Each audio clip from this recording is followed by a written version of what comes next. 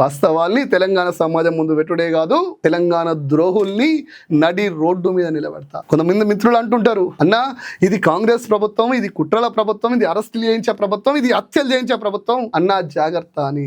రాత్రి పూట సంచులు మోసి ముఖ్యమంత్రి అయిన రేవంత్ రెడ్డికే గింతుంటే తెలంగాణ ఉద్యమంలో ప్రాణాలు పనంగా పెట్టి కొట్లాడినటువంటి, లాఠీలకు ఎదురై రబ్బర్ బుల్లెట్లను ఎదుర్కొన్నటువంటి బిడ్డకు నాకెందు ఉండాలి అంటున్నా. ఇట్లాంటి వాళ్లకు, ఇట్లాంటి తప్పుడు అక్రమ అరెస్టులకి ఆకుల శ్రీనివాసరెడ్డి భయపడతాడా అని అంటున్నా. మిత్రులారా, ఒకసారి ఆలోచన చేయండి. అలాంటి అబద్ధాల మీద గెలిచినటువంటి రేవంత్ రెడ్డికి అంతుంటే, తెలంగాణను ఆగం చేస్తున్నటువంటి రేవంత్ రెడ్డికి అంతుంటే, పోలీసులను అడ్డం పెట్టుకొని బతికే రేవంత్ రెడ్డికి అంతుంటే, తెలంగాణ ఉద్యమంలో కొట్లాడిన నాకెంత ఉండాలి? ఒక్కసారి ఆలోచన చేయండి. తెలంగాణ పక్షాన కొట్లాడుతున్నా కదా, రేవంత్ రెడ్డికి 100 రెట్లు ఉంటుంది.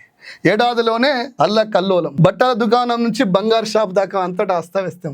ఇచ్చిన గడువిక చాలు, సర్కార్ని చీల్చి చెండాడదాం కేసీఆర్. ఇది కదా తెలంగాణ స్ఫూర్తి. కొట్లాడి తెచ్చుకున్న తెలంగాణను కాకుల గద్దల పాలు కావద్దు కదా, కానియద్దు కదా. అందుకోసం కొట్లాడుతున్న మిత్రులారా, నన్ను కూడా ఏదో రోజు అరెస్ట్ చేస్తారు, నా మీద కూడా దాడి చేస్తారు, నా మీద కుట్రలు చేస్తారు. కానీ ఆకుల శ్రీనివాసరెడ్డి భయపడేటోడు కాదు. భయపడితే ఈ రాష్ట్రం వచ్చేది కాదు. తలొంచితే మనం ఇంకా సమైక్య రాష్ట్రంలో బానిసలుగా బతికే వాళ్ళం.